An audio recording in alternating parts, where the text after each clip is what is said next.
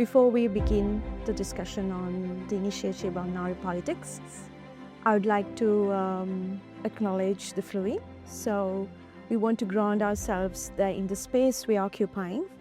We respectfully acknowledge that this work is being presented in the unceded traditional territory of the Algonquin Anishinaabe Nation, who have cared for the lands and waters of Ottawa Valley since time immemorial.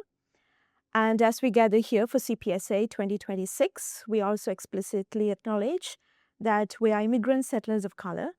We acknowledge our homeland, the Democratic Socialist Republic of Sri Lanka, a historic land once home to 28 indigenous matrifocal dynasties, and a land repeatedly violated by many cycles of capitalist, patriarchal, supremacist occupation and exploitation. It is our responsibility to remain deeply humble and grateful as we practice here as uninvited guests and hopeful allies in a way that is actively decolonial. I'm Punsarani Jayawardena, and my work has focused on law, compliance, and policy analysis. And it's a pleasure to be back here at Ottawa U, where I studied back in 2022-2023. And I'm delighted to serve as the moderator for this panel discussion themed Feminist Political Communication in the Age of Fascism, the story of Nāari Politics, a Sri Lankan Canadian initiative, a practitioner roundtable, and facilitate what I hope will be a thoughtful and engaging conversation. And it's my honor to introduce our panelists here, the co-curators of Nāari Politics. We have Chamindra Virawardena. She's an IR theorist by training. She's a feminist organizer and is also the co-founder and director of the Consortium for Intersectional Justice. Hi, Chamin. And we have Piyumi Denagamage joining us all the way from Prince George, British Columbia. But we are facing some technical difficulties, but we'll figure it out on the way. And Piyumi is an international development practitioner, policy expert, and advocate for women's and youth mental health, with a background in law, dual master's degrees in development practice and gender studies. She brings an interdisciplinary perspective to advancing inclusive policies, social justice, and sustainable development. Hi, Piyumi. And we also have Vibhusha Madanayaka here with me. She holds 2 Master of Arts degrees in gender studies and international relations, and she works as a decolonial policy and systems consultant with a strong foundation in community-based research and grassroots advocacy. Professionally, she serves as the interim co-executive director and education manager at Positive Living Notes in Prince George, BC, where she leads vital sexual health education initiatives for northern remote communities. Thank you all for joining us today.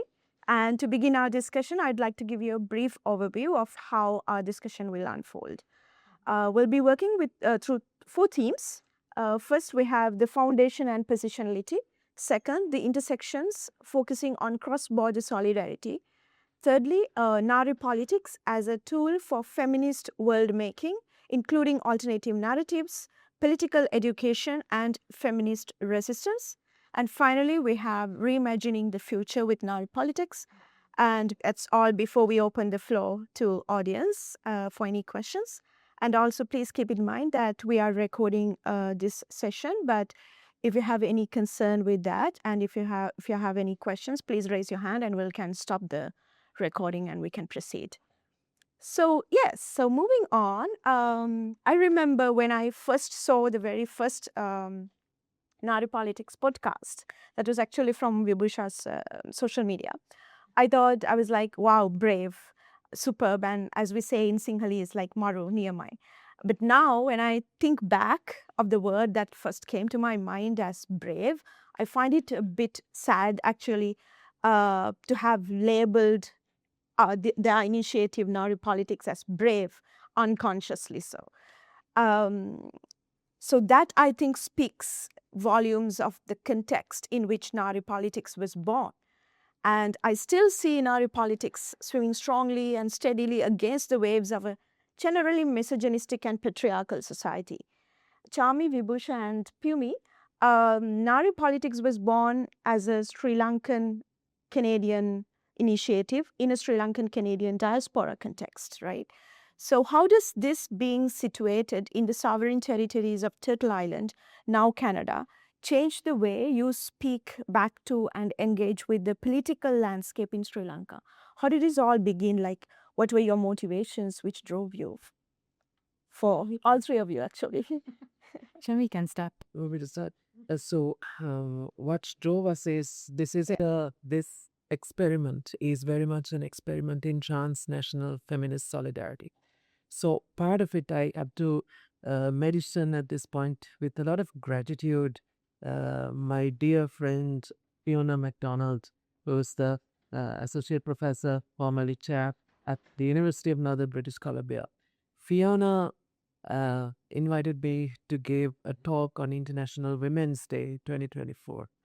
And I ended up going to UNBC in March. So going to Northern British Columbia in March is not a fun thing. So when from Vancouver you go and you arrive, piles of snow. And then Vibhusha had Governing Touch, sharp as in the poster.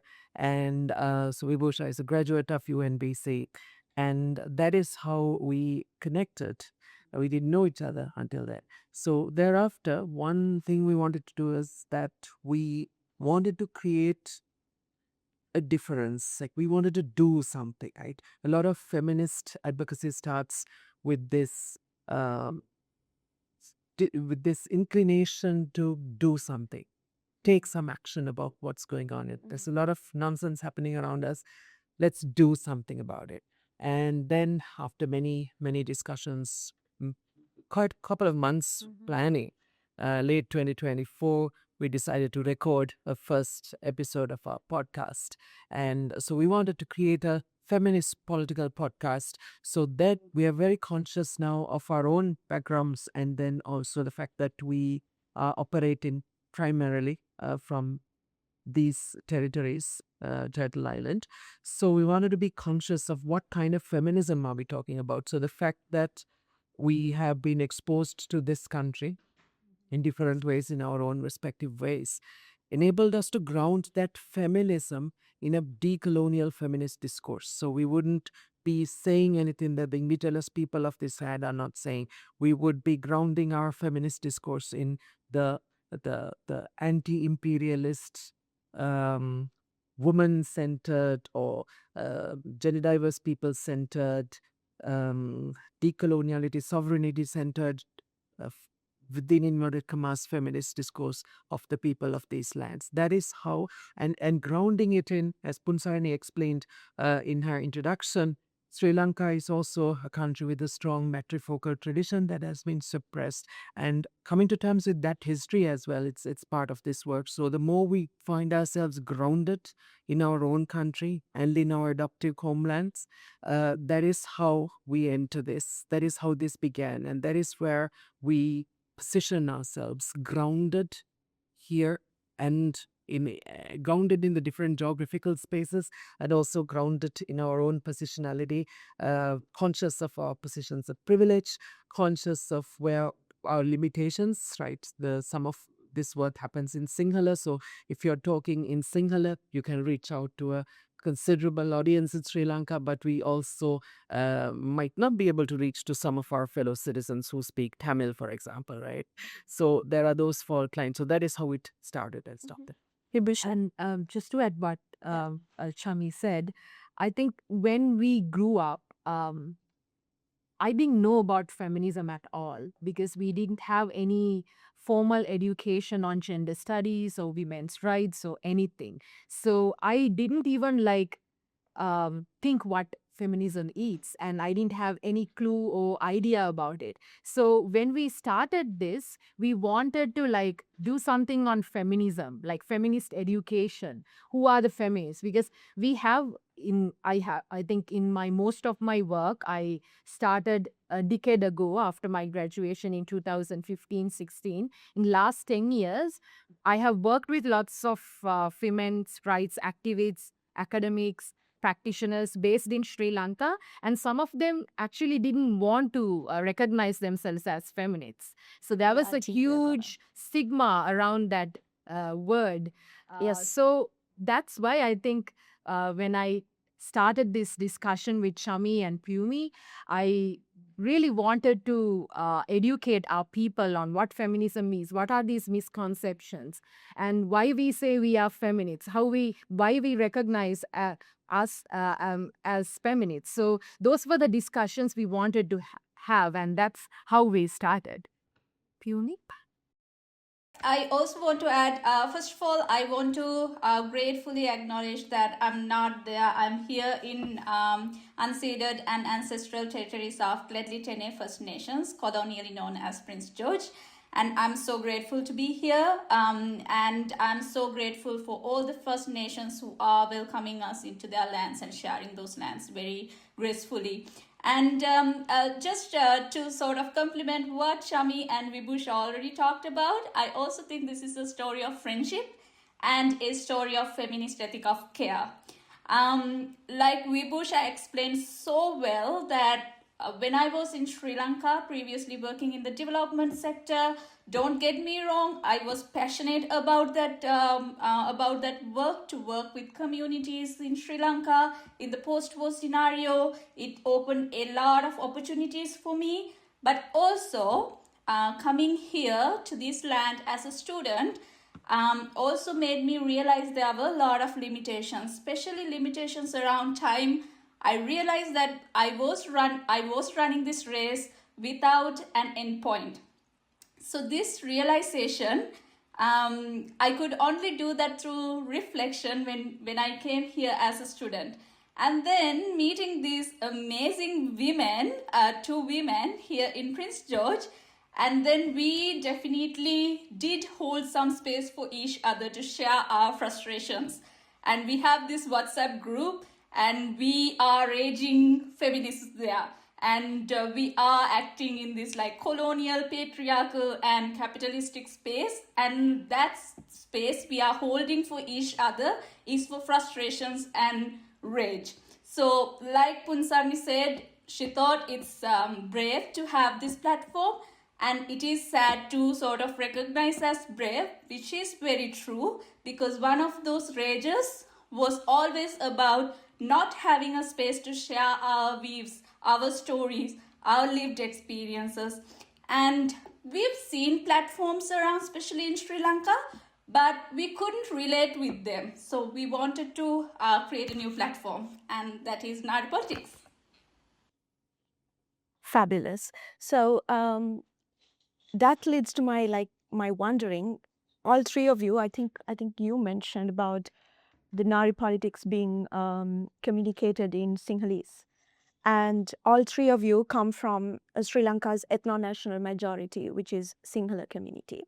How does this awareness shape your editorial choices and your commitment to anti-racist decolonial feminism in Sri Lankan context?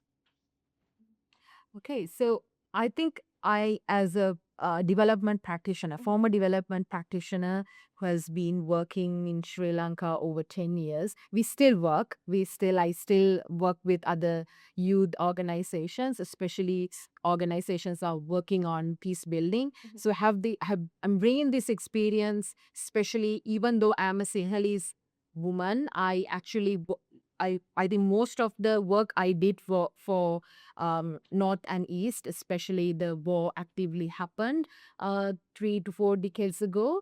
And as Sinhala women, we belong to this ethno-national majority in our country. And we know we Sinhalese people are the one who historically held systemic power and structural privileges.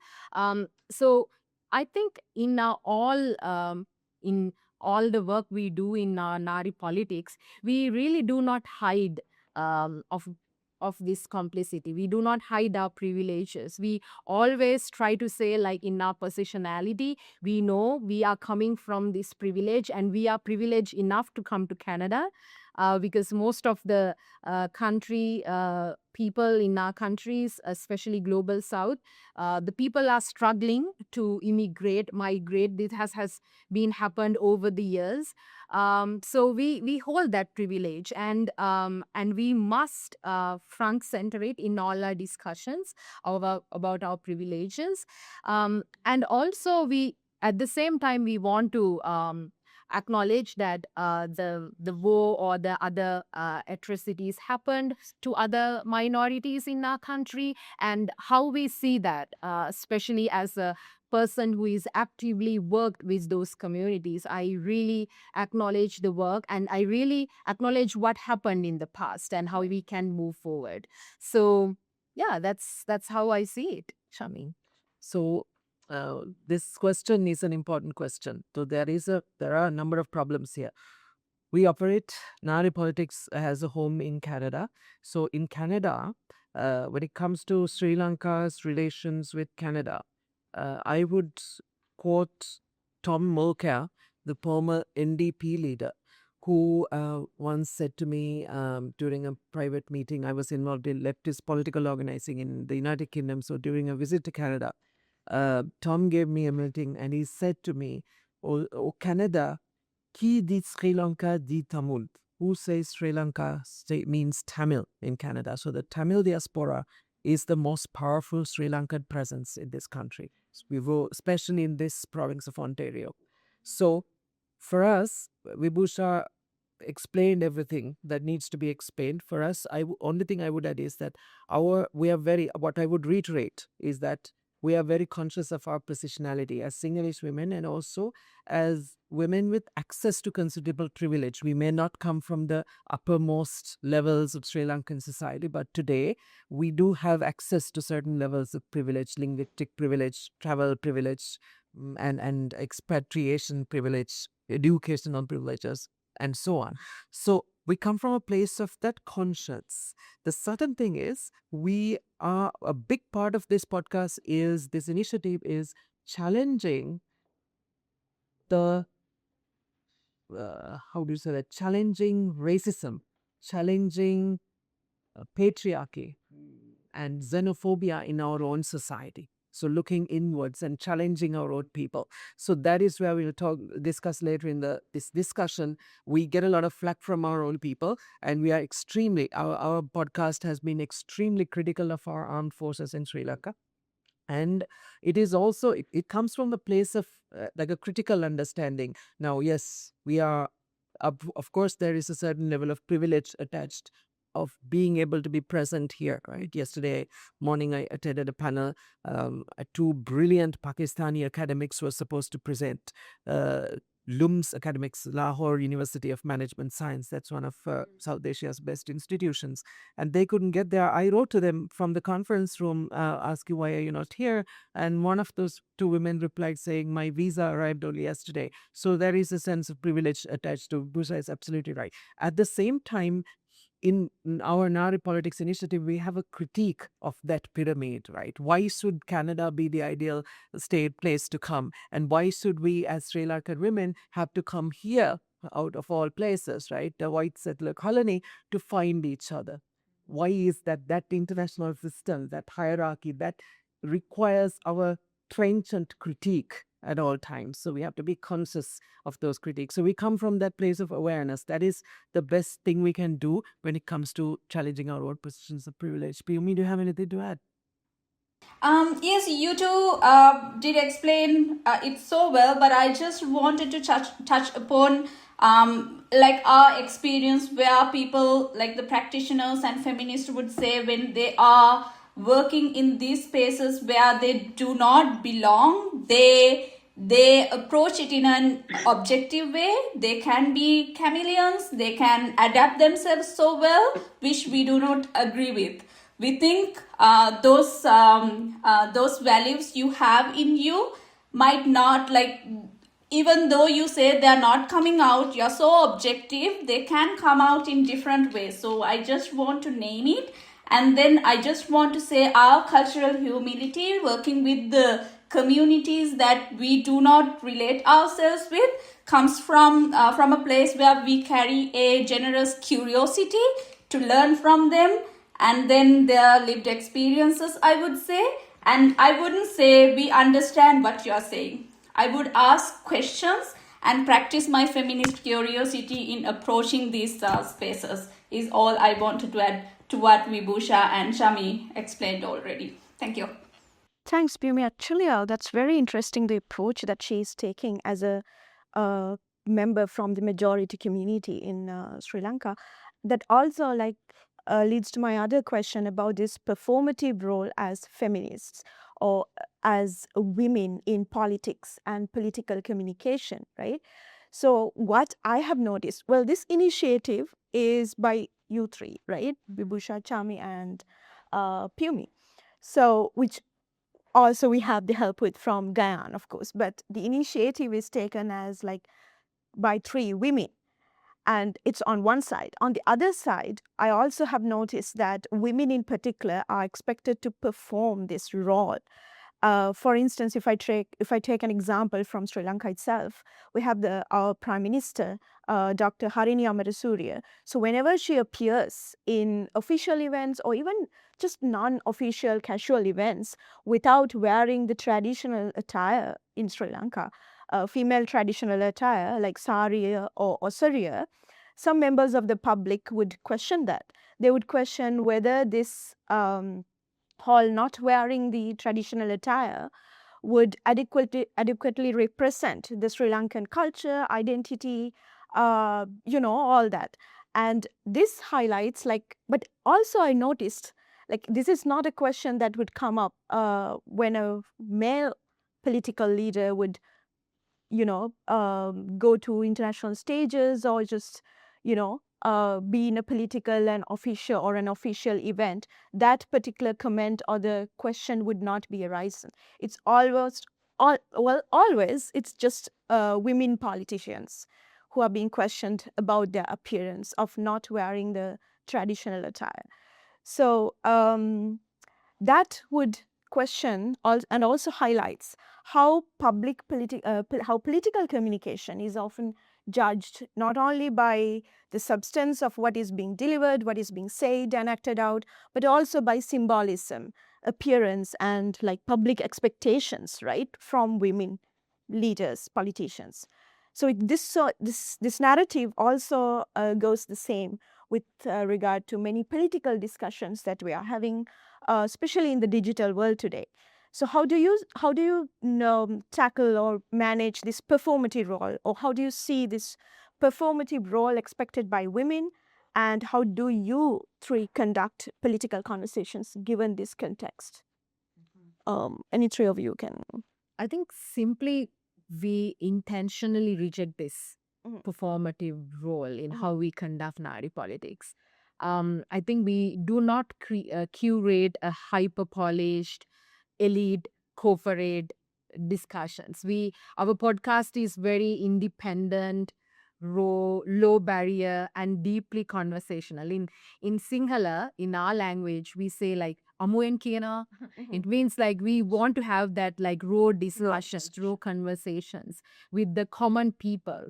Because we talk about grassroots realities, we talk about grassroots conversations. Even the earlier presentation, earlier paper I wrote with Pumi, we talked about the Colombo-based feminists and how they actually maybe exploit local women in the real case scenarios, and how donor agencies, especially the donors who are coming from global north, it can be either states or it can be Canada or other UN agencies, how they exploit, or maybe how we try to be they are conditioned into their tick boxes, or maybe their funding arrangements, because getting funding from USAID or maybe in Global Affairs Canada can be a dream for some parts of the country, and it can be a really exhausting scenario for local women. So these are the conversations we need to have. And also in my everyday professional role, especially working with indigenous-led non-profit organization in rural, remote communities in northern BC, I see how this performative checkbox inclusion fails communities. So we take this lesson to our media praxis. We measure the success of a conversation not by how palatable or visually acceptable it is to mainstream patriarchal standards, but by the depth of its structural critique, and it's the safety for the speaker. So that's what I had to say. Right. Chami, do you have anything to add? Or No, just one line that that decolonial feminist perspective is very helpful in challenging these performativities. Like you get this in this part of the world as well, right? I mean, patriarchy is a global system, as a global structure. It's like what the Catholic Church or McDonald's or global structure. So patriarchy manifests in the same way. Let's say up the hill here. Women are judged for their attire, how they look, and all sorts of things. Same in many political establishments around the world. And what Vibhusha said is very true. So we intentionally reject this, and what enables us to do that is very much that decolonial feminist discourse where we see the system for what it is, right? Our feminism is one that enables us to see the system for what it is and then be very critical of the system in return. So that critique has to be, it's a critique that has to be very I think you have to come up with it, keep coming with it constantly, and challenging all those social conservatisms that you have in every society to varying degrees, right? In our society in Sri Lanka, you have all those performativities and everything. Like our prime minister is very much judged based on her external appearance than what she does, because there is a very strong critique that can be developed based on her actions, right? But that critique, unfortunately, is very much absent from the political discourse. So you get another version of that in this country as well. So this is a global critique. This is where actually we can connect with feminist change makers in other parts of the world, women from other migrant backgrounds who live here, who want to do work of this nature and create a difference in their own societies as well. hi, Pumi. If I may add all the things Chami and Vibhusha said, but in addition to that, we take alternative narrative creation very seriously. So if we see women are doing some, women are challenging in our society these performative roles, we take it very seriously. Before we judge them or before we think how it will reflect our platform, we would give a highlight to them, and then we would show this is a different narrative we are bringing into your world right now. So that is, we take it very seriously. We take these odd behaviors to the center of our discussions always. So yeah. Right. So actually, that's the whole what you and Pumi was also telling the same. Like if we talk about how this whole discourse on feminism or performative role of women or the questioned role of women and all that, and as she said, if we take parallels in between, for example, a country like Sri Lanka and a country like Canada, we have the same, we can build the same discourse, but of course in different perspectives and in different, I would say, different degrees, right? But overall, we can picture the same colored version of what we see throughout the world. And that leads to our second theme on the intersections and cross-border solidarity. So I've observed actually that Nāari Politics work often explores this imperialist, capitalist, white supremacist patriarchy. If we draw the Sri Lankan context again, so from 1505, when the Portuguese colonized the island, to 1972, when Sri Lanka became a republic, gaining independence from the British. So I remember this novel, me reading this novel called Manikawata, where the protagonist Ketihami, he's a complete non-literate poor farmer, right, back in 20th century, early 20th century, I would say. So I remember me reading so how this person Ketihami, this farmer, wonders how blessed King Edward VII must be by owning all the lands that are far and beyond the shores of England. So for him, in his perspective, this king is a blessed human being. And it was both, for me, it was both sad and funny to read the thought process of this poor non-literate farmer from like the early 20th century, which only illustrates the generations-long colonial supremacy and also the mentality or the thought processes, the thinking of the oppressed, right? And that's what I pictured, and that's what I thought back when I was reading the whole thing. And Sri Lanka's post-colonial history includes these challenges, struggles, and all these efforts to reclaim control over land and all the natural resources that had been shaped by colonial rule, and which also actually led to this 30-year-long civil war that took place from like 1970s to up until 2009. So, Chami, can you share like what stories do you have in this context? Like, where can we see links between the struggles for land rights or sovereignty in the global majority and the struggles of indigenous people in Canada?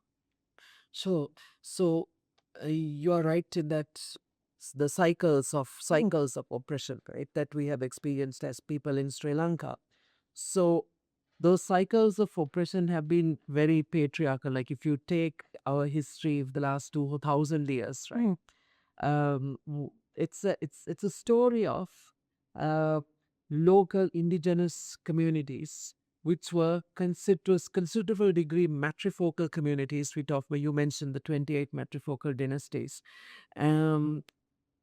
The patriarchal power in the form of the Asokan Empire in North India, or in the form of Islam, or in the form of Judaism, because Sri Lanka is an island and a very important trade center in the ancient world, right? So Ptolemy, the Greek cartographer Ptolemy, when he drew a map of the world, he drew Sri Lanka as well, giving it the Greek name, and he named all the major ports and all the major fortresses and everything, places that were important for the Greeks. So the legend goes that Alexander the Great himself visited during his day when his empire expanded up to the northern parts of the Indian subcontinent.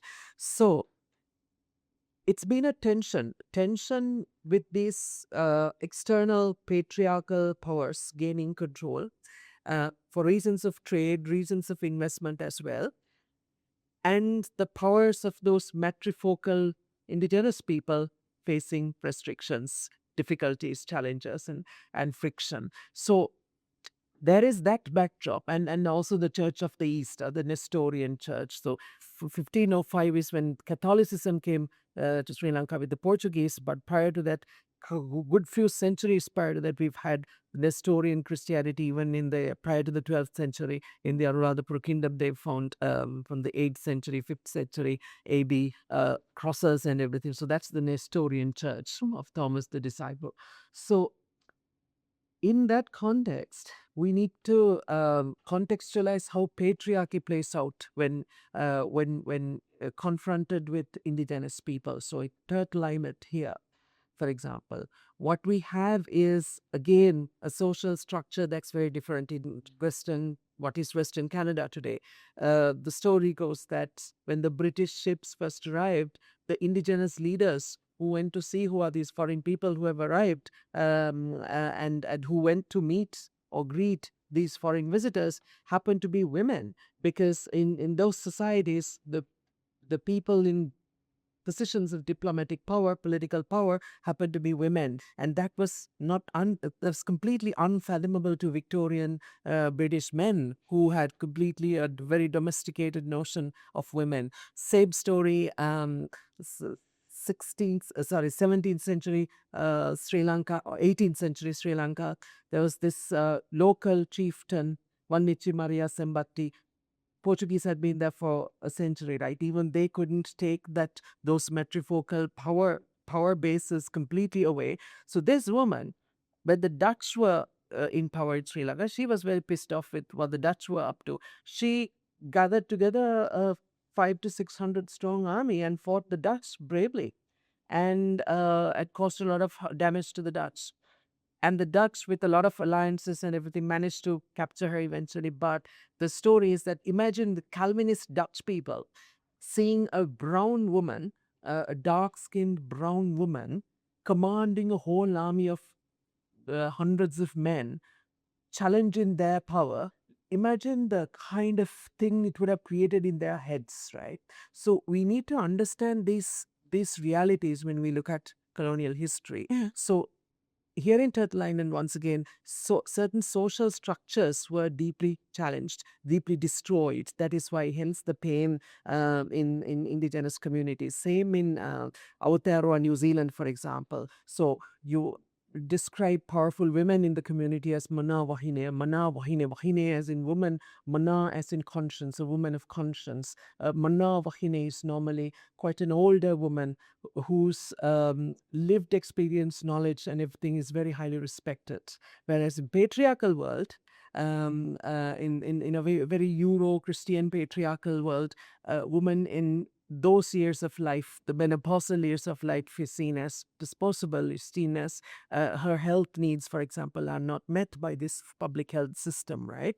So those are some of the parallels you can draw, and we doing this work, we need to be very grounded in those parallels, understand those realities, and the more we get to know the realities, the challenges, the struggles of indigenous people of Turtle Island, the better we are equipped to discover certain historical narratives that were taken away from us. So about these 28 matrifocal dynasties, I am in my mid-40s now. I only learned about their existence for thousands of years in our history only within the last year.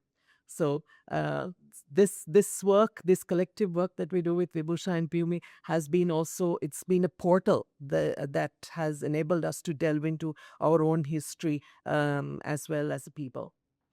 Right. That brings us to the third theme. But do you have anything to add in that note, Vibhusha or Piumi? I think I have only one example, like Yeah. just to add what Chami said, because my daily work with my organization here, especially working with indigenous communities, I experience the intergenerational traumas they experience because of the colonization. And if I relate it to my previous work in Sri Lanka, it's the same thing, because different contexts, but still the same thing, same agony, same grievances, because the Tamil women experience, because of the military land occupations after the 30-year war, is the same struggles they have. So we can definitely see the parallel similarities, and that's how we engage this conversation between Canada, Turtle Island, and also Sri Lanka. Right. Piumi? Just to add very briefly, I think it is well explained already, but I just wanted to add that going back to our own positionalities, I am very much trained in Western ways of development and Western ways of peace building. So for me, it was a process of unlearning and a process of thinking differently and trying to do better with exploring what we already had before the whole colonization scene happened to us, and those extractive violence was imposed on us. What was there was unknown to us until recently, until we started exploring about that more. So for me, it is a practice of unlearning and relearning of what we had, and how to bring those local knowledge back into the society is our goal as Nāari Politics. Yeah. I'll just add one last point. Vibhusha called me one day, and I have spent a lot of time outside Canada these days, in the United Kingdom especially. And so one day Vibhusha called me, and we were having a conversation. And in the middle of the conversation, she started telling me this story. I'll start if you want. You're very welcome to add to. It's your story. And Vibhusha says to me that she was at work at a meeting of some sort, and that her dear husband, present here, had called her, and she cut the line or whatever, and then kept call again, and she had answered the phone, and when she answered the phone, obviously they talked to each other in Sinhala, in our language. And then when the call ended, some indigenous person who was there had asked, what was that language you were talking in? And that person had said something along the lines of, at least you have a language to talk to each other in an intimate context, right? And that shows the extent of the traumas, extent of pain that we are talking about here, right?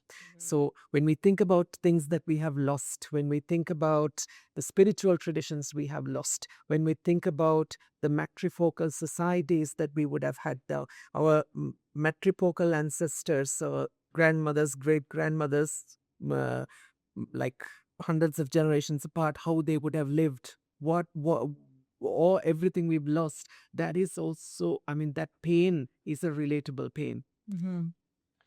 That's very true. And adding to that, that reminds me, I had the privilege of working with people from Nunavut, Inuk communities. So what I noticed with them, fortunately or unfortunately, it's like along the parallel lines of what you all experienced and what we experienced back in Sri Lanka as well. So I was the one, like I was assisting in this senior home. So during my studies, I used to work there as well. And I loved my work. Like I loved them. And I took such tremendous effort to remember their names, like their Inuk names, and just call them by their names. Whereas unfortunately, majority of the employees there, they didn't care. And they were like referring them to the numbers of the room, in the room that they were residing. And I was offended. And I was like, I would always try to correct them. And they would go like, oh, it's hard. Like I was very offended on behalf of them. And it hurt me, like to see like how these old women and men are being called, or like in their English name or easy name, not referring to their own identity, right? So that's a very hands-on experience that I had, and I was like, no, this is very brutal in that way. So so that would bring us to this topic of Hall building alternative narratives, and also adding to what Pumi was mentioning about how she has to unlearn a lot of things. So I personally experienced the same, and I try to do the same in a way, because back in Sri Lanka, in the universities, we were learning about what do you call R2P and peace and conflict reconciliation, and all these models of conflict resolutions and everything, just to be very critical of all these once we come here, right? And so that brings to our third theme on Nāari Politics as a tool for feminist world making, building alternative narratives, political education, and feminist resistance. In general, the society has this misnomer or the stigma surrounding the word feminism. So that's like, oh, that's everything anti-male. I think you mentioned it earlier today as well. So speaking from my experience, I know that even women, like even my friends sometimes would have this misnomer engraved in them. And what they would forget is that many of the rights that we have today, and we just think that they came to us like by birth or automatically, that women enjoy all these like, you know, education, access to higher education, even right to vote, all these things, we take all these for granted, whereas they were not given to us automatically.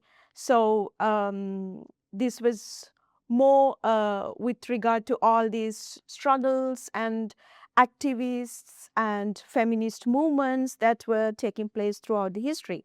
So given this context, especially in countries like Sri Lanka, I have this question about Nāari politics again, of course. How does Nāari politics create the holistic feminist political depth and feminist resistance using alternative ways of communication and narrative building about this whole stigma or the misnomer attached to this word feminism or feminists?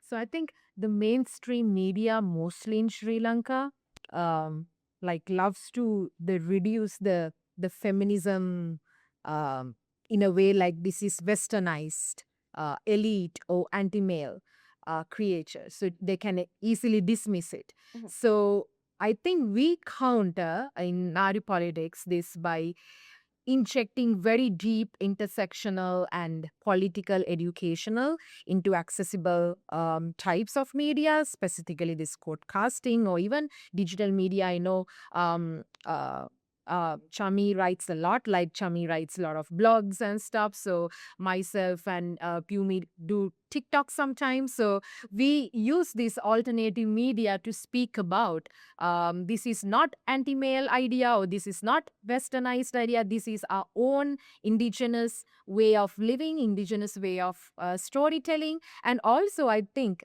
in most way, like a lot of traditional political science focused on mostly like state actors or maybe the macroeconomics. But in Nāari politics, we mainly focus on our lived experiences, our stories.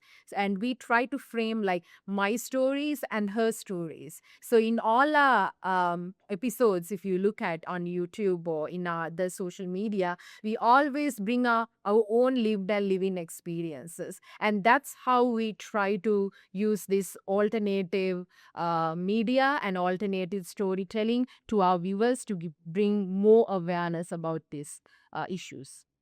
Ciao. Yeah, and Pumi, do you want to go first?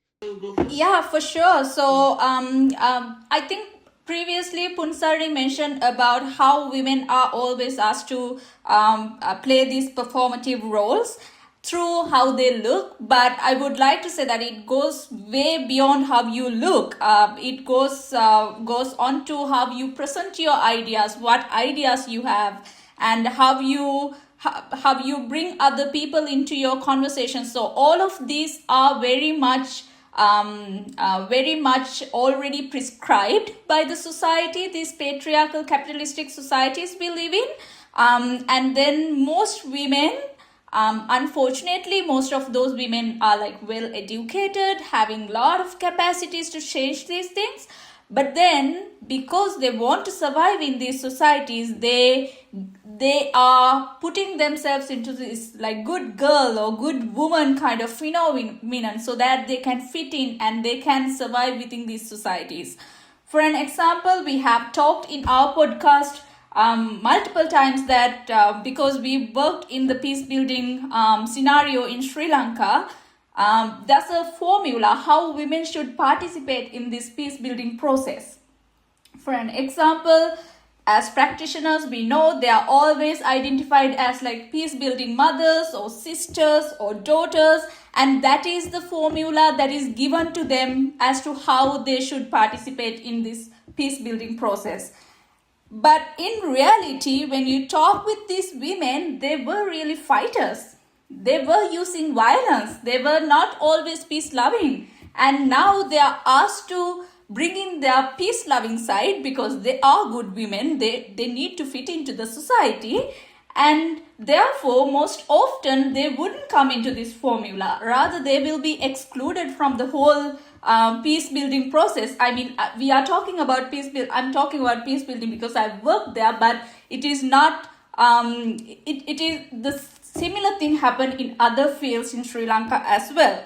So similarly, within Nāari politics, three of us have felt that we've been excluded in most of these places because we do not fit in. And if we are to fit in, then we have to sort of conform to this formula. So that is why we created this space. And then we've talked about very controversial topics in Sri Lanka. That's why sometimes we've received very concerning kind of feedback from the society. We will talk about that later if we have time. But then when you talk about deep feminist political conversation, people often think you should bring in all these theories, like feminist theories, into this conversation. It is really not, because most of the times we've seen that people do not understand these theories. So what we really do is that we bring in our own lived experiences as stories, and then we carefully embed some of the theories as we understand them and as we interpret them to match this local context. So that is how we show our political activism and resistance, feminist resistance, through this platform. Yeah. Thank you for that. And Chami, do you want to add real quick? Yeah. Yeah. So, in when you talk about feminism, right, it's very important in an initiative of this nature to be conscious of, to be clear about what we're talking about. So, one of the things we started very early on is to talk a lot about bell hooks, right? So, bell hooks is someone who clearly, in understandable language, articulated feminism is a struggle, is a collective struggle against the patriarchy. So for as long as patriarchy is around, we have to have feminism. There's no other way around. So we have been also trying to communicate messaging about, like, for example, the will to change, right? The book Will to Change, Bill Hooks talks about how little boys are the first victims of the patriarchy, right? They are the little soldiers that the protectors, defenders of the patriarchy, who are groomed from a very young age, and they eventually end up reproducing that. So that kind of perspective, we grounded this work in that kind of perspective, and that has been very helpful. And when it comes to what Piwe said, this is where we can connect very well with other revolutionary women's movements in other parts of the world. So this is the work that we have to keep doing. For example, like this morning I talked about the Women, Peace and Security agenda. One of my critiques of the Women, Peace and Security agenda is also the fact that it pacifies women, or the poor victims, right? The women and girls victims of war and violence. That's not always the case. Go say that to Comrade Laila Khalid of Palestine. Go say that to the Kurdish women in the Jinjian Azadi movement, in the Roja, women of the Rojava revolution, right? So that kind of fighter, a woman who takes up arms against to challenge the patriarchy, to challenge patriarchal imperialist oppression, is not covered in WPS discourses in any way. She has no place in WPS. This is a big problem. So you can talk all you want about women, peace and security and the 25th anniversary, but the women of the Rojava revolution are not in it because they don't fit a nice Western narrative of women who are very peace-loving, or we are all about doves going in the air and or whatever. So that kind of narrative, we ground this in that kind of in that kind of narrative, and that is also another portal that opens us the possibility of the future prospect of building the necessary kind of alliances with sisters in other parts of the world. Right. So, speaking of, I'd drive our conversation towards the whole digital world. So, even as a not so frequent but a very vocal social media user, I myself have been bullied in the cyberspaces for taking my stances, for voicing them out, especially when it comes to these women-related political discourses. So, how have you navigated this online misogyny? Just to for be real quick, let's have a discussion on that as well. I think we are still in the process of navigating that. It's part of, as Pumi said, I think it's part of unlearning process, because when we, I think maybe 10 years ago, we might have overthought about it, or maybe we would stay behind and not contradicting about it. But now, with the background of work in ground level over the years, and also with this academic exposure, and also the sisterhood we carry with the 2-3 colleagues, I think that gives us the courage to face this thing. And sometimes we might have to debrief because it's too much, the space. Because nowadays, I think very recently in the Global Economic Forum, they shared a report, and they said the second most upcoming challenge the world is facing misinformation and hate speech. So that's what we are actually like experiencing right now. So it's as a team who are doing this work on online spaces in digital media, I think it's obvious we might have to face this backlash. I think we have done recent podcasts, especially on Chemmani episode. I think we experienced a lot of the backlash, because in that episode we talked about there's some mass murders carried out by some armed forces in Sri Lanka, and that's how we realize how the divided society we live in. So it's a process, I guess, and we are perhaps trying to navigate it collaboratively. I think that's what I have to say. Right. Do you have anything to add, Pumi, or? Yeah, I can talk on behalf of like all three of us here. I mean, when we started this platform, like we mentioned, we didn't see any platform like that where we can be bad girls or like bad women, and we do not fit that good women or like good girl kind of explanation or like detailing. So like Vibhusha said, it's the first step is like acceptance. Unfortunately, the online misogyny is real.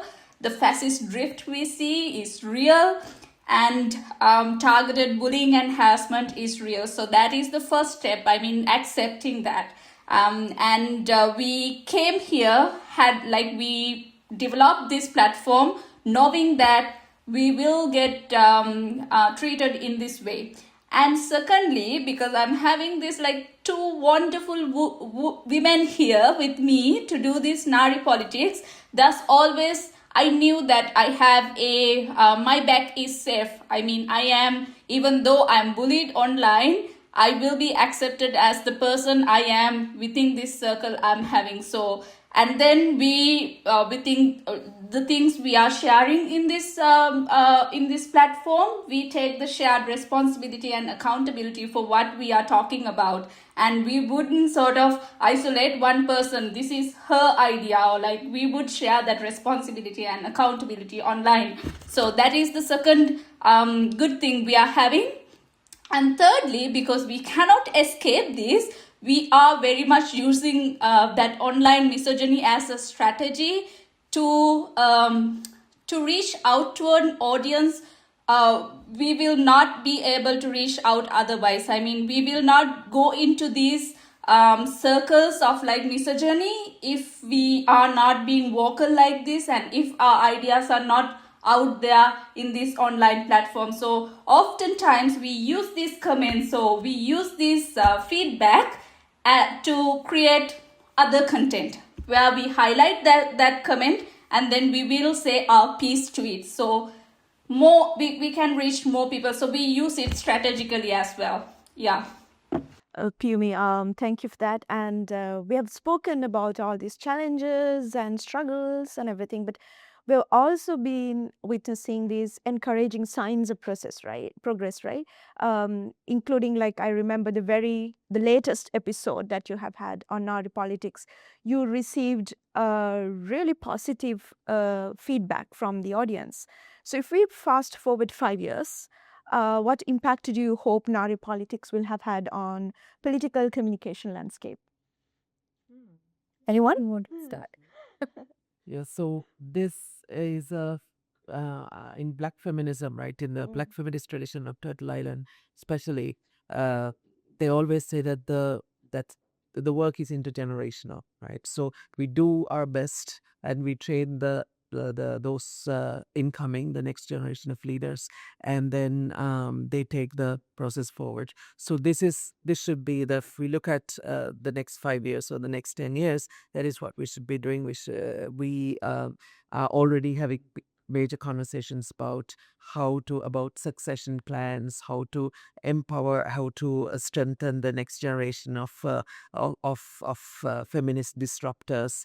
How can we support them and be there for them, and so on. That's one aspect. And the second aspect is developing this and building this beyond the podcast and related initiatives and expanding this work. And the next point is also building the kind of solidarities we can build with women who want to, gender diverse people who want to create the kind of change we are trying to create in their respective societies, right? So it's also our as individuals, like the individual work we do in our respective spheres. Vibhusha, with major exposure to the indigenous people in what is northern British Columbia. Myself, working very closely with Maori communities and with women trying to make change in the territories we know as Australia and a few other places. And Pumi, once again, working with a lot of young people from the queer community and so on in BC. So building those bridges, right? Building those bridges, especially, I think we should be in the next 5 years paying a lot of attention to women who do revolutionary work in their own way, be it the Rojava Revolution or the women of Balochistan or the women of Gilgit-Baltistan or the women in South Korea, the South Korean feminists who have a very strong feminist movement, who have who are completely transforming their society. Those links, how we build those global links. So this happens in Singhalak. This is 3 Sinhalese women conscious of their positions, privilege, but in 5 to 10 years we need to I think our path is an international list. That's very good to know, and I think you should carry on with that as well. Vibhusha, do you have? I want to add one more thing. Maybe like I want to see Nāari Politics not just as a podcast, but also as a trauma-informed, low-barrier, safe space for the viewers as well as for us, as well as who are coming for our podcast as guest speakers, because it's a very independent, safe space. We don't control what our speakers are sharing. They have that the content control, and we always they have complete agency what they are sharing, so they decide what is shared and what is anonymized and how their stories flip. So that's, I think that is also a one important thing when we do this digital storytelling. And also we want to make it like more decentralized and living archive of transnational feminist solidarity and feminist memory keeping, I think, because it's when in the future it can be the history, right? What we are talking right now will be history in the future in 5 to 10 years. So, and we believe in feminist storytelling and feminist memory keeping. So we really want it to be like in that way, like in the decentralized, expansive strategy. Right. Pumi, do you have Yeah, anything I to add? just want to Real add quick, one please. thing. We have a lot of plans, but yeah, I'll just add one more thing. Coming from like 3 of us are coming from like major policy backgrounds. I want us to see in policy making spaces as well, because we are bringing in a lot of lived experiences and lot of passion to explore what we lost due to colonization and those colonial extractive practices. So we have the passion to explore those and bring those to policy making spaces in our own like countries and in the global south. Yeah, thank you. Pumi. Thank you, Chami, Vibhusha, and Pumi. I think this was a really engaging and insightful discussion, especially in themes around feminist political communication, public perception, and the significant role of the Nāari Politics podcasts play in shaping more inclusive political spaces. So with that, I'd like to open the floor to any questions, comments, remarks, and please just raise your hand if you have any concern when it comes to recording, and we can just stop it and we can have any remarks, reflections. On life for the movement in 2022 when I was bipolar. And actually, the year after, I moved to Canada to do my master's in year. So I really enjoyed your work. And I noticed that you mentioned you want to expand the scope of your work later, but I was wondering if you have reached to like other feminist organization in Kurdistan, Iran, or part of the Middle East for like taking part in your podcast or not. And if not, I guess like it could be very interesting to do so because there are lots of source of inspirations from those parts as well, and they can also contribute. Very good. There are some feminist groups attached to Jinjian Azadi movement, like Feminist Burkina organization. They also work in Toronto, so you can reach out to them. And also Roja, it's a feminist organization in France. They're Kurdish feminist organization. I guess I don't want to talk on their behalf, but probably there should be lots of people will be interested to work with you. And just on my behalf as a feminist, I want to deeply thank you for what you are doing. I'm so grateful to be here, and I'm so proud of what you're doing. Thank you so much. Thank you. And that can be our next step. Yes, it can sound a bit corporate, but we are definitely open for business. On that front, absolutely, it would be with great pleasure to connect with feminist world makers, change makers in the of the Rojava revolution, be they in their homeland in Kurdistan or elsewhere, and their courage and their energy resonates with very much with ours. So it will be with great pleasure. Thank you. This was amazing. It was so wonderful to hear about the friendship, solidarity movement that you all have formed, are forming. And I was just wondering, so as 3 or 4, Three. I mean, majority community women doing this work in a context, I mean, you talked about it, right? In a context where you have majority Tamil community, and there's a lot of organizing, there's a lot of conversations, there's a lot of, again, like alternative narrativization.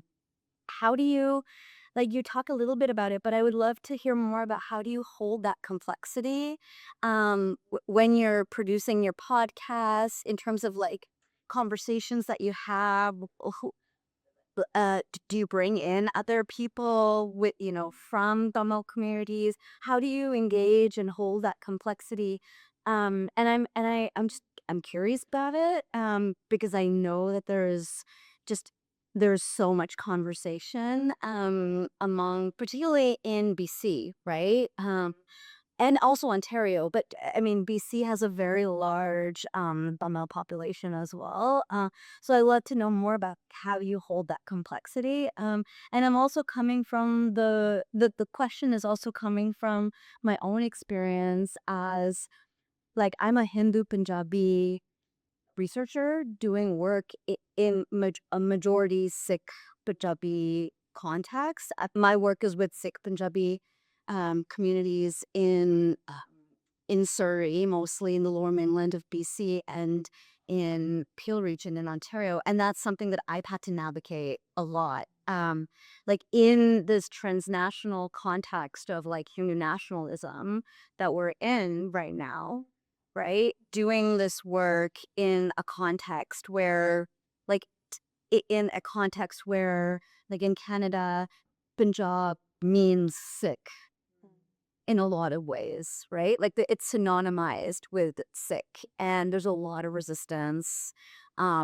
here and transnationally. So I'm just wondering, right? Like how do you continue to hold that complexity through the production of the podcast, or your own conversations, through conversations that you have with folks that are on the podcast or that you meet, like, if you can say a little bit more about that, I am really curious.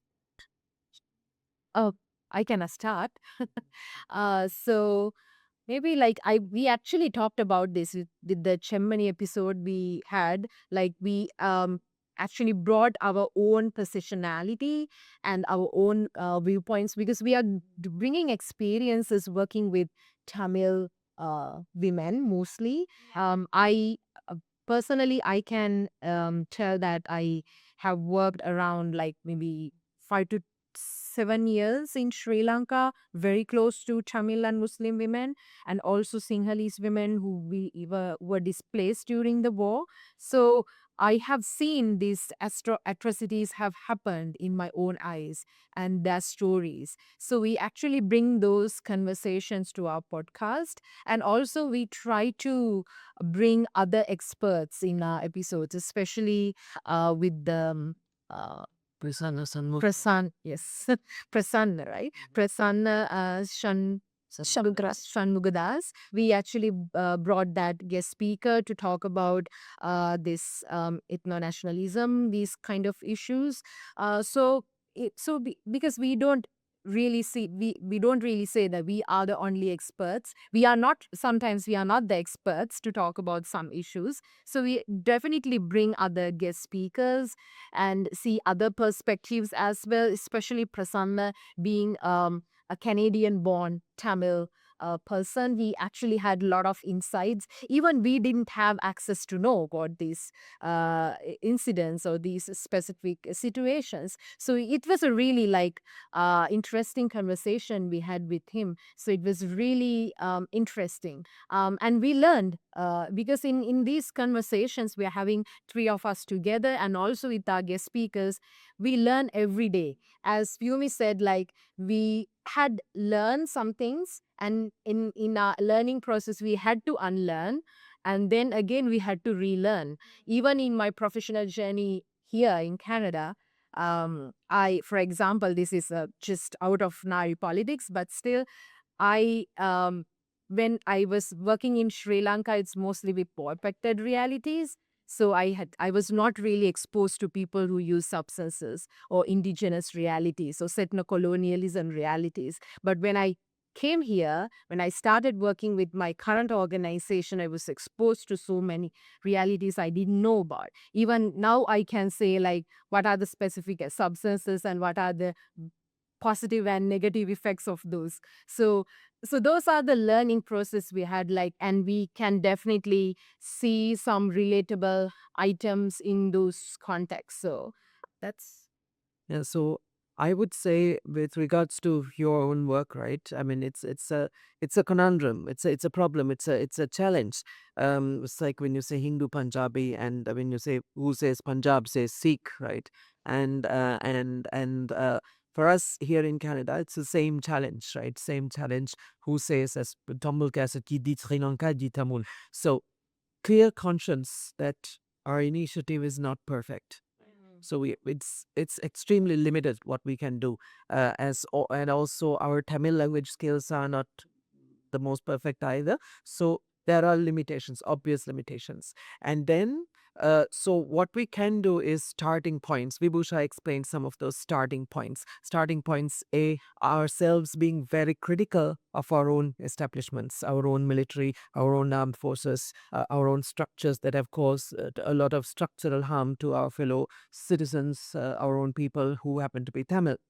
That's one, and there we have a lot of learning to glean from, insight to glean from. For example, the anti-Zionist rabbis, for example, in the Jewish community, people like Alisa Weiss, who have been consistently advocating against the Zionist oppression of the Palestinian people. So that's starting points. That's one way of approaching, and the other one is bridge building. Now, Prasanna Shanmugadas is a Sri Lankan Canadian scholar, jurist, brilliant guy, and he did a documentary about a Sri Lankan constitutionalist, Dr. Neelan Tiruchelvam. And that documentary was quite dense, and we invited him for a podcast with us, for a conversation with us. And he is somebody who is open to talking to people across the bridge, right, to Sinhalese people. So when 3 Sinhalese women who are doing a podcast in Sinhala, that day we decided to do our podcast in English, and we had 2 episodes with him. We gave him time generously, and we shared space with him, right? So those within those limitations, we try to build a bridge. So we are on this side of the divide, he's on that side of the divide, and he's willing to come to the middle of the bridge, and we are willing to go meet him middle of the bridge. So that's one perspective, that's one strategy to approach that problem. So, but then having said that, the display makes that in the Tamil diaspora here, there are so many people in the diaspora, for reasons perfectly justifiable in their perspective, who may not be ready to come to the middle of the bridge and meet us. And then that creates a certain rift, that creates a certain number of difficulties. So what we can do is to have a certain level of good conscience and be ready to meet them middle of the bridge when they're ready. Feel? Clear me? I just wanted to add how we locate ourselves in social media, because if you look at it, I don't have to go into a lot of like technical stuff, but if you have worked with social media and if you know how the algorithm works, it will give you the contents of your own perspectives, while the other perspective is well hidden in other content that is not shown to you. So, like being Sinhalese Buddhist majority, coming from there and trying to bridge our perspectives with other communities, I think our social media is in a very special location of this social media algorithm, where we get attention of both sides. So if you look at our content on social media, it's funny but also sad to see how polarized the comments are, because if we are taking as Sinhalese Buddhist, if we are taking a perspective of Tamil diaspora or Hindu Tamil person in Sri Lanka, then we get a lot of backlash from Sinhalese Buddhist majority, while we get a lot of appreciation from that community. So I think we are in a very special location where we can bridge both of these communities in Sri Lanka and in diaspora, where we can, of course, invite them into the platform in an intentional way, and then through feedback, comments, and all of that in a very unintentional way. But I think we are doing it intentionally, how we locate ourselves in this whole media scene, and that is about the ethnicity wise, but also as women. Most of these conversation, like serious conversations, are happening in male dominated spaces, and where we are coming in is like very much we expose this whole perspective on like feminism, what women could do. So it is exposed to like other women, because being women, these content are being released to other women. So we, of course, we are not getting like all good comments, but at least we are making a dialogue there, is what I wanted to say. That's very true. Yeah.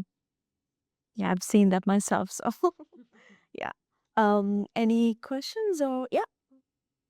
So this Is it okay to get it? no. I think I really don't have anything to say other than thank you. In an unexpected way, I really enjoyed and learned a lot. Thank you. Thank you. So this live podcast is quite entertaining. I'm why I'm joined and or participated in this discussion. I do have a couple of questions. If you can define the term Nāari politics, I mean, is it like true politics, real politics? So the real definition of the word Nāari will kind of help us to put everything in perspective as to how we then communicate. Another question is Turtle Island. Sri Lanka is an island, and Canada is a big country, has a large land mass. But why Turtle Island? Do we have a significant land or space connection with Turtle Island that we are joining them into this Who would like to? I have cool. Yeah. Okay. Yeah. Sure. I think in the discussion, we heard that females, for example, traditional attire, they're questioned as to why they are required to wear traditional attire as opposed to men's. So I was curious to find out who's questioning it. Are males questioning it or females? So it does matter who questions it because only one group is wearing it, right? And then the final question is, or comment, I think Pinley mentioned about bad girls or the discussions that you had in the podcast would probably get the attention as, okay, we're bad girls, right? Maybe it's not so much bad girls, but more like marginalized topics that you're talking about or radical topics. So, are we, when you talk about these topics online, of course, you're not getting the academians there. You're going to get a wide range of audiences and they're going to have different opinions. So, how do you tackle those issues personally and also professionally? So I'll start with the Naari. So I think Naari means I think we when we think of this initiative, when we think about what name we should put, so we thought Naari because it's about women in Sinhala. It's Naari means a woman in Sinhala. So we and in our first episode, I think we wanted to talk like women's political participation. Like it's not Sanskrit. sorry In Sanskrit. in Sanskrit Nari means woman, and in our first episode we started with like how we increase political participation of women. It's not just the parliament percentage or like the number of women who are voting or the number of women who are sitting at the parliament. We wanted to the increase the participation of women. It means like how many women are participating in political conversations. We wanted to increase that percentage, and it's not just the conversations but also the real engagements, talking about it, contradicting. And politics is everything, right? It's not about like voting. It's also about talking about it according to Aristotle, we all are political beings. So everything is politics. Even if you don't get clean water, that is politics. Even if you don't have access to healthcare, that is politics. So that's how we actually brought this conversation and why we name Nāari Politics. I think Chami can respond to the Turtle Island question. So Turtle Island is a term that is widely agreed among the indigenous peoples of these territories to refer to their native land, and the term is widely used. This unceded sovereign territories of Turtle Island, and some people talk about this unceded northerly sovereign territories of Turtle Island to refer to Canada. And so that terminology is the terminology we use as a way of in the Maori tradition, you say when you engage with people, when you engage with different community, put your head at people's feet, because it's a metaphor to come from a place of understanding. And also they have a term called manaki tanga. To do your manaki means to host, and to the Maori people and the Pacific people in general take hosting very seriously. So it is our way of doing our monarchy, to showing our recognition, showing our appreciation to the indigenous people of these parts, these territories, that we use the term Turtle Island consistently. The third question is about I can probably answer the third and fourth questions. So in terms of like who asked the question, like who forces to wear traditional attire, what we wanted to say is that we are not against wearing traditional attire. I personally love wearing traditional attire, like sari, and do all the jewelries with it. We love it. But what we are questioning is the choice to do it. So if you are a politician, like female politicians, the society expect you to wear traditional attire is a problem, and that is what we problematize here. So when it comes to your question as to who forces, I think it is we don't want to say it is always men who pushes women to wear these attires, which is untrue, which is not true, because we've seen, of course, men would ask you to do that as well, but we've seen a lot of women who accept the patriarchal values and who contribute very much to perpetuate these patriarchal capitalistic traditions and values, would also ask you to sort of wear this traditional attire and then consider you as not a good woman because you are not wearing the traditional attire, or you are not fitting into this way of living that is prescribed for a woman, is what we are problematizing and what we are challenging. And if I'm to talk a little bit about good woman and bad woman concept we brought in, what we meant to say is that for women and men both, like when we grow up from a very young age, we are taught, like, as a woman you should act in this way, as a man you should act in this way. And then if you are not acting in that, if you are acting in that way, you are a good woman, good girl. And if you are not acting in that way, then you are a bad woman or bad girl. That is the concept we wanted to talk about.